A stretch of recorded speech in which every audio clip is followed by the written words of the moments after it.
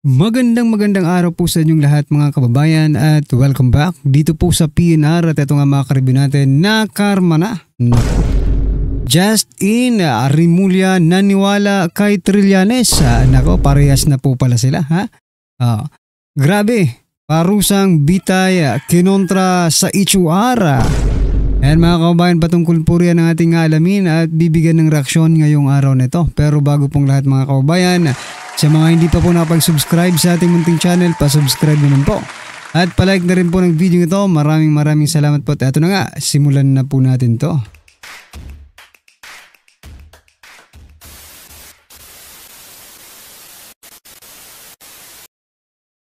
At ito nga mga kababayan, nako. Sa post po ng newspapers, ayan mga kababayan sabi po dito, sa paanong paraan nalaman ni Boying pero hindi alam ng ICC at DOJ ang warrant ni Senator Bato. Sabi po kasi ng ICC spokesperson na si Dr. Fadi El Abdallah. No ICC news can be found only on ICC official communications channel and press releases. Ayan. Sabi naman po ng DOJ, DOJ working to verify alleged ICC issuance of warrant for Senator Ronald Bato de la Rosa. Tama nga po yung tanong dito. Kanino po nalaman ni Ombudsman Boying Rimulya? Ombudsman pa talaga ang nakaalam ng pinakaunang nakaalam. Yung patungkol po sa warrant of arrest or warrant ni Senator Bato de la Rosa sa ICC. Marami po ang spekulasyon ng taong bayan. Sabi po nila baka kaya Trillanes nakuha ni Boying Rimulya yung kanyang impormasyon, di ba? Sabi po dito ni P, di ba? Simple, high-level investigative skills, intuition, worthy of being an ombudsman, unlike the previous one. Nako po. High-level investigative skills?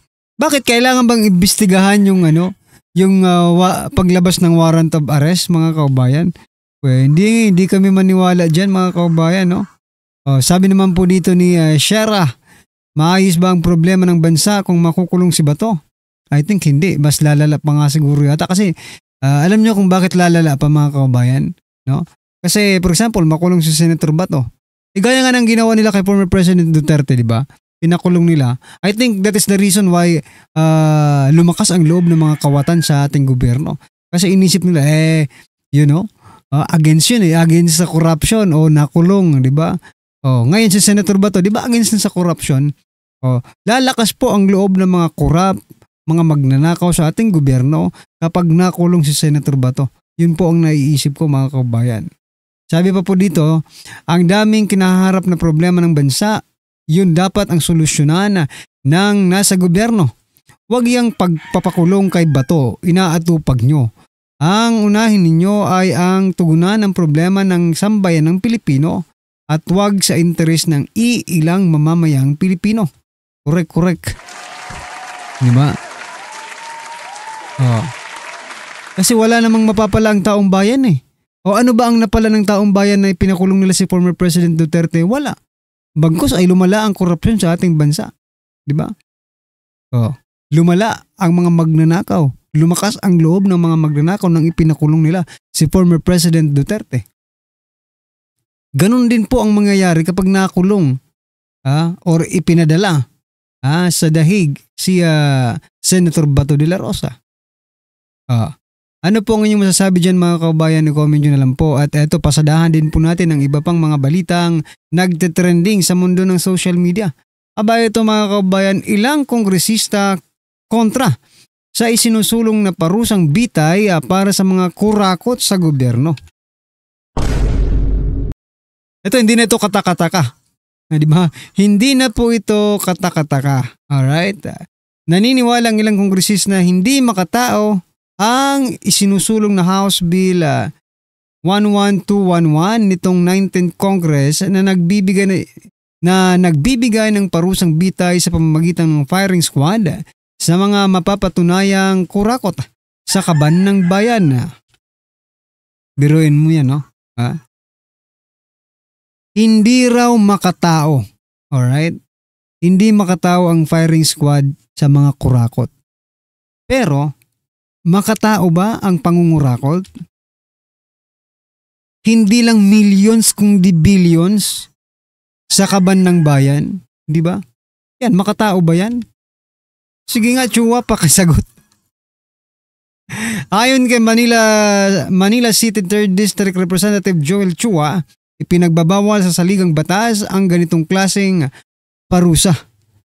Aba, dapat i-revise nyo muna ang saligang batas. Kaya nga gumagawa kayo ng batas for it to become legal.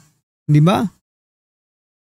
Alam nyo, natatakot lang ang mga ito kasi sila ang masasampulan Biruin mo ngayon, ilang kongresista po ang sangkot sa korupsyon. Sila po ang mauuna. Diba? Let's say meron pong 16 na kongresista. Okay? Yung mga contractors na tinatawag. Nasangkot dyan sa flood control anomalies pa lang po yan. Sila po ang masasampulan ng parusang bitay. Diba? Kaya hindi talaga papasa ito kasi the Congress is a network, no? Network yan magkakakilala po ang mga tao dyan, mga kongresista. Now, di ba? Pare, wag naman sana. Panyero, wag ka namang bumoto na maging batas yan kasi madadali ako. Ito, 1 billion bang. 1 billion, ayan 1 billion lang ang katapat niyan, mga kaubayan. Talaga. Grabe. Hindi makatao ang parusang ganito sa kanila. Bilyones naman ang kinurakot, di ba? Tapos taong bayan ang sasuffer, di ba? Anyway, kung kayo po ang tatanungin, mga kaubayan, makatao ba ang parusang bitay sa mga kurakot sa ating gobyerno? Di ba? Kung ako pong tatanungin dito po sa ating channel, mga kaubayan, dapat lang para hindi na pamarisan. Kasi ilang bitay lang naman yan pag napatunayan, di ba? Tapos in the next generation, wala nang gagawa kasi ayaw na nilang mabitay. What I'm trying to point out, mga kaubayan, kailangan lang mayroon masampulan. Di ba? Kailangan lang mayroon masampulan para tumigil na ang pangungurakot sa ating gobyerno. Di ba? Anyway, tingnan nyo natin ang mga comment. Dapat bitay na yan. Pag kontra sa death penalty, alam na this. Kasi bakit ka matatakot kung malinis ka at wala kang ginagawang masama? Correct. But kontra, baka guilty kaya kontra death penalty. No? Why afraid if you are not crocodile? Ang kaso, most of the congressmen are crocodiles. Yun ang kinatatakot nila. Parang how to be suspect without saying I'm the suspect. No? Oo nga no? O kahit hindi na siyang sabi, kahit hindi siyang salita na siya no? Suspect na yan no? Siguradong bitay ito. Yung pagmumuka na yan, ito. Bitay yan, mga kaubayan. No? Yung pangalang yung sa Eskinita, di ba? Na ginawang barangay hall, worth 19 million yata, 18 million, mga kaubayan.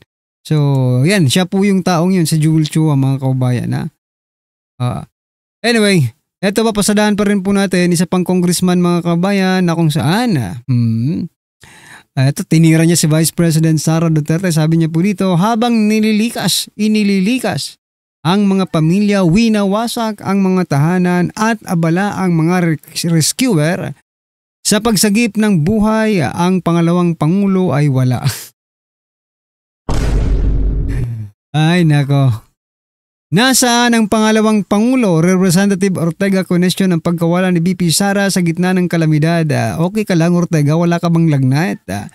Pinuna nila Union Representative Ortega na tila pagkawala sa eksena ni Vice Presidente Duterte Kapag mayroong kalamidad at kinakailangan ng tulong ng ang taong bayan. Ano po ang masasabi nyo dito? Ang masasabi ko lang mga kabayan, no? Ang Vice Presidente ba, ang Presidente ng Pilipinas, para siya po ang mag-command, no? Sa mga executive branch, no? Like for example, DSWD, Armed Forces, no, PNP, lahat ng mga sangay ng gobyerno, no? Siya po ba ang susundin kung sakasakali lang? Buhay pa po ang presidente natin kaya wag mong hanapin ang vice presidente, no? Otherwise, if the president is not able to work, di ba? Yan ang po ang panahon. Bakit inutil ba ang presidente natin, Ortega? Representative Paulo Ortega, inutil ba ang presidente natin para hanapin mo ang vice presidente para mag-command? Baka sabihin nyo naman, ano yan no? Separation ng power. Of course, vice president and the president, magkaiba yan, no? Mag-a-act lang na president ang vice president kapag wala ang presidente. No? Kahit nga walang presidente natin, hindi nila pinapayagan na mag-act as president, no? Si Vice President Sara Duterte, iba po yung pinahahawak nila. Di ba? Ibig sabihin lang nito mga kabayan, nilalagnat itong si Ortega. Baka high na ito, Baka nakakalimutan mo yung bureaucracy natin, bureaucracy, no? Yung hierarchy ng ating bureaucracy. Okay? Mula presidente papunta sa baba, yun po ang sinusunod. Kapag wala ang presidente, vice presidente dapat. Pag walang vice presidente, senate president. Kapag walang senate president, sino? Diba? House speaker, pwede. Diba? Yun dapat, Ortega. Pero kung sasabihin mong nasa ng presidente sa gitna ng kalamidad, okay ka lang. Okay ka lang, Ortega. Diba? Basahin niya natin ang mga komento. Trabaho nyo yan, huwag nyo ipasa sa BP. Ha ha ha. Oo nga no?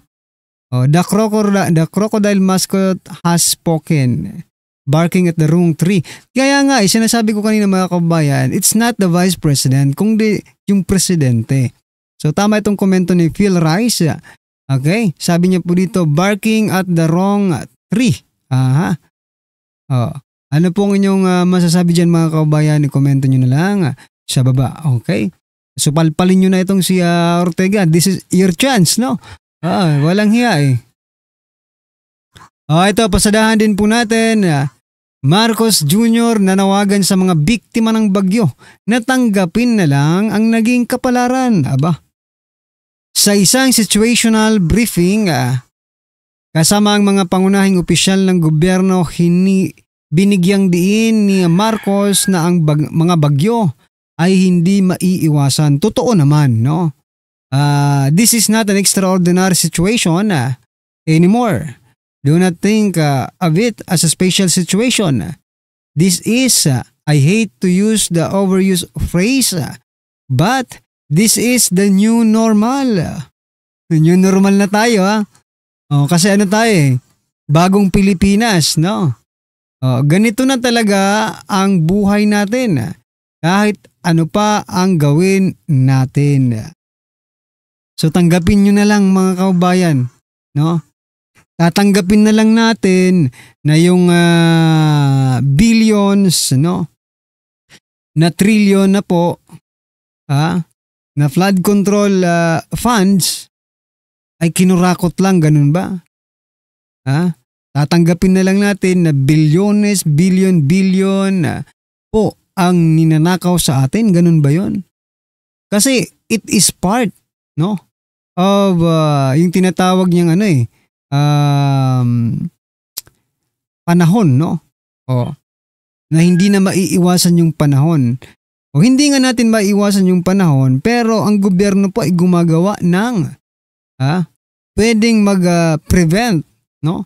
Ng mga malalaking baha. Okay? At yun po ang tinatawag na flood control project. So meaning tatanggapin na lang po namin na ninakaw na lang, ganon, no? Yung bilyones na kaban ng bayan na coming from the people's money, di ba? Tatanggapin na lang namin yun, Mr. President. Ang hirap naman tanggapin. Buti kayo, tanggap ninyo. Baka kasi nakinabang din kayo. Di ba? Baka yung nakikinabang, yun, di ba? You can easily say that it's okay, no? This is the new normal. No? Parang wala ka lang problema. Di ba? Parang ganun yung gusto nyong iparating sa atin. Oh, okay lang yan. Parang wala lang problema. No?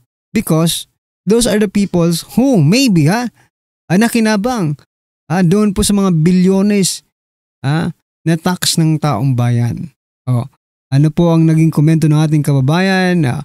Ubos na ang pondo sa nakawan ng flood control, tanggapin na lang kapalaran, ha ha ha. What kind of leadership? Ano daw, anong klaseng pamumuno? What kind of leadership? Ayon po yan kay Cruz Glenn Apable Guases. Sabi naman po dito ni Rene Ismaler. Pero kayo party lang. Habang ang mga biktima walang bahay, walang makain at yung iba na wala ng mga mahal sa buhay. Kayo ng asawa mo ay umiinom ng champagne at kumakain ng lobster gamit ang pera na galing sa tax ng mga Pilipino. Napaka mga walang budhi ninyo. Diba? Yan. Yan po ang komento ng ating mga kaubayan, no? Ano po ang inyong masasabi dito sa video ito, mga karabin natin? I-comment nyo na lang po sa baba. Yan, maraming salamat po. Please don't forget to like the video. Maraming salamat po.